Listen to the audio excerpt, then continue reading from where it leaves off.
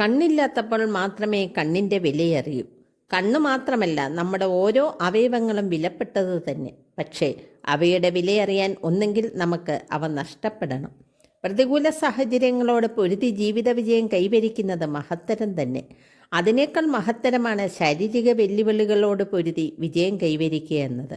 Wheel ചെയറിലിരുന്ന് Stephen Hawking കാണിച്ചു തരുന്ന പല പ്രപഞ്ച സത്യങ്ങളും അറിയാൻ ലോകം കണ്ണും കാതും കുറിപ്പിച്ചിരിക്കുന്നത് അദ്ദേഹത്തിൻ്റെ വൈകല്യത്തോടുള്ള സഹതാപം കൊണ്ടല്ല, മറിച്ച് വിധിയോട് പൊരുതി ശാസ്ത്രം എന്തെന്ന് പോലും നമ്മെ പഠിപ്പിക്കാൻ അദ്ദേഹം നൽകിയ സംഭാവനകളെക്കുറിച്ച് ചിന്തിച്ചിട്ടാണ്.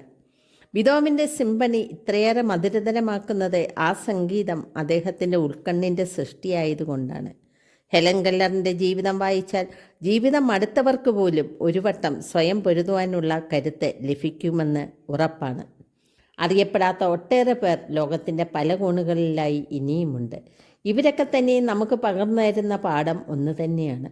സ്വന്തം കഴിവിൽ വിശ്വാസമുണ്ടെങ്കിൽ ജീവിതത്തിൽ വിജയിക്കുന്നതിന് ശാരീരിക പരിമിതികൾ ഒരു തടസ്സമേ അല്ല. ഈ വീഡിയോ ഇഷ്ടപ്പെട്ടെങ്കിൽ ലൈക്കും ഷെയറും ചെയ്യുമല്ലോ.